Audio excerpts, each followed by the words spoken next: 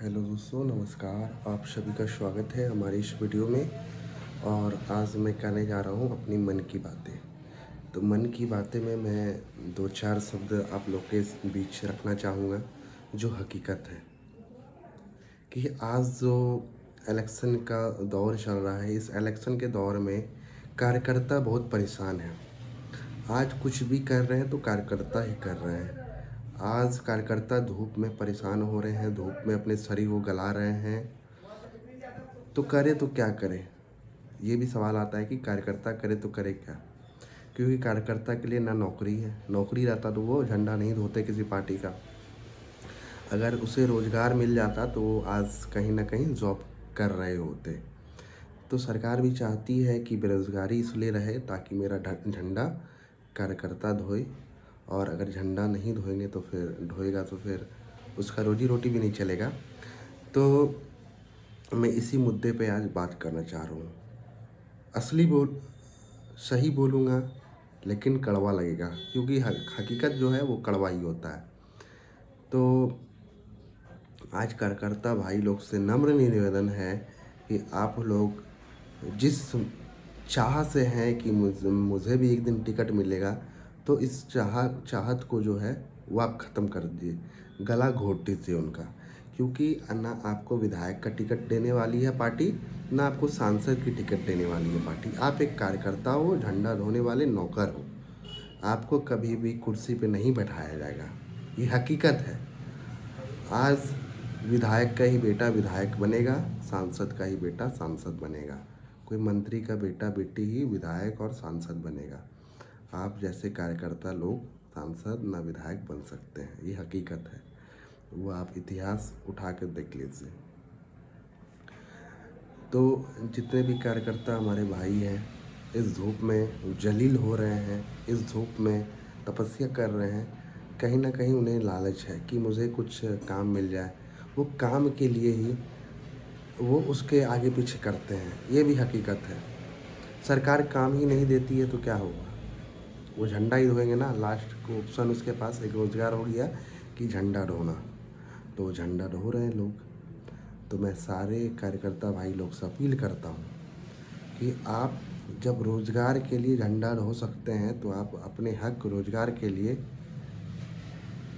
आवाज़ क्यों नहीं उठा सकते हैं? ये 5 साल में एक बार आपके पास समय आता है।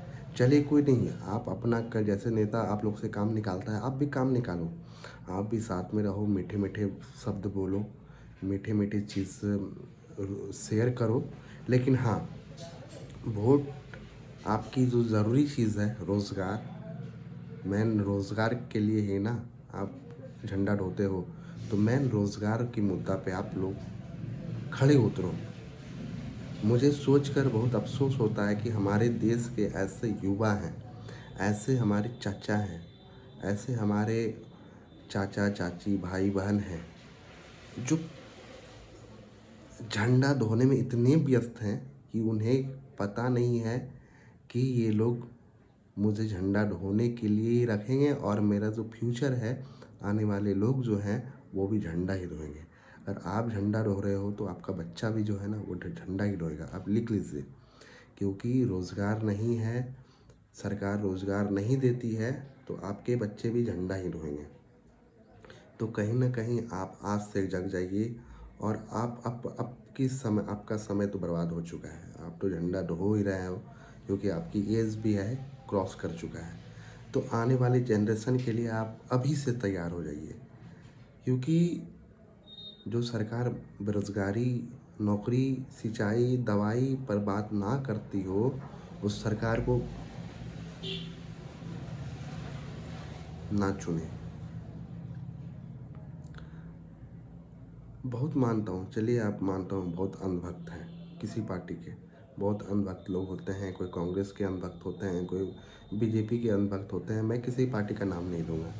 हाँ, जो पार्टी नौकरी, रोज़गार, महंगाई की बात करे, मैं उसका साथ दूँगा। चाहे वो बीजेपी हो, चाहे वो कांग्रेस हो, चाहे कोई अन्य पार्टी हो। और मैं सारे भाई बहन जितने हमारे चाचा हैं, चाची हैं, जो कार्यकर्ता हैं, तो कृपया आप लोग भी उनसे अपना काम निकालिए, जैसे नेता लोग आपसे काम निकालते हैं वैसे आप भी काम निकालिए। हाँ, लेकिन वोट किसे देना है नहीं देना है वो आप सोच समझ कर दीजिएगा, क्योंकि अगर आपकी नौकरी लगी होती तो आप झंडा नहीं ढोते। इस चीज़ को मानिए आप।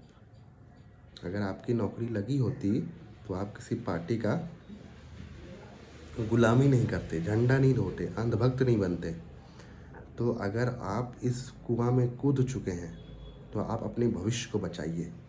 मेरा यही आप लोग से कामना है, आप लोग से बस यही एक उम्मीद है, रिक्वेस्ट करता हूँ कि ये दौर जो चल रहा है इस दौर से निकालिए, क्योंकि नेता को कुछ फ़र्क नहीं पड़ता है, वो तो आप लोग के बदौलत जीत जाएंगे।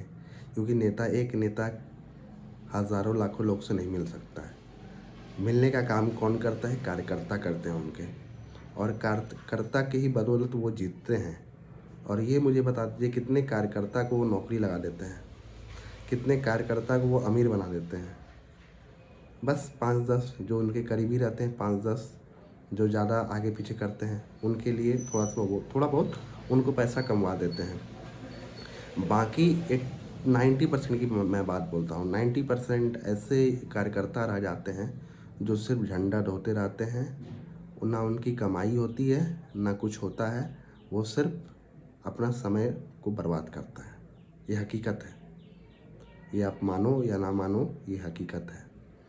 तो मैं आप लोग से यही नम्र निवेदन करता हूँ, जितने हमारे इस वीडियो को देख रहे हैं, चाहे वो कार्यकर्ता हैं, चाहे वो कार्यकर्ता बनने वाले हैं, मैं उन सारे लोगों से यही निवेदन करता हूँ कि कृपया आप जो है वोट को दीजिए तो आप मुद्दे पे दीजिए, किसी के अंधभक्त पे मत दीजिए।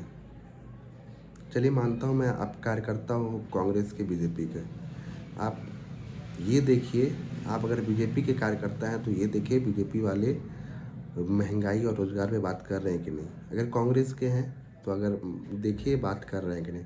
जो इस मुद्दे पे बात करें उनको वोट दीजिए। आप अगर बीजेपी के समर्थक हैं, अगर कांग्रेस कर रही है इस चीज़ों पे बात, तो आप बीजेपी में रहिए, गुणगान गाइए, लेकिन आप चुपचाप वोट कीजिए जो रोज़गार और महंगाई पे बात करें। अगर आप कांग्रेस में हैं, अगर बीजेपी वाला कर रहा है तो आप कांग्रेस में होते हुए भी चुपचाप आप बीजेपी को वोट दें। जो रोज़गार महंगाई पे बात करें उनको ही वोट दें। आप किसी जुमलेबाजी में ना फंसे। अगर कोई जुमलेबाज कर रहा है एक बार, चलिए आपने उसको सुना, झेला, फिर दूसरा बार मौका दिया, फिर झेला, तीसरा बार अगर आप झेलोगे तो आप झेलाते रहोगे। ये हकीकत है। तो आप लोग से यही निवेदन है कि आप लोग सोच समझ कर वोट दें। मतदान का समय आ चुका है और मैं आशा करता हूँ हमारे भारत के जितने भाई और बहन हैं वो लोग इस बार सोच समझ कर वोट देंगे। महंगाई, सिंचाई, नौकरी पर वोट दें, क्योंकि सबसे पहला मुद्दा हमारा यही है। आप 80 करोड़ जनता की आप राशन की बात कर रहे हो। आप 80 करोड़ जनता को रोज़गार दे दो, राशन मत दो। वो 5 किलो क्या 50 किलो राशन वो खरीद सकते हैं अगर रोज़गार दे दोगे। आप हथियार तो थमा दो, आप हथियार थमाने को रेडी नहीं हो। तो जनता समझदार है, ज़्यादा मैं कुछ नहीं बोलूँगा इस चीज़ पे। तो आप लोग से यही निवेदन है कि आप लोग सोच समझ कर इस बार मतदान कीजिएगा। जय हिंद, जय भारत, जय श्री राम। धन्यवाद।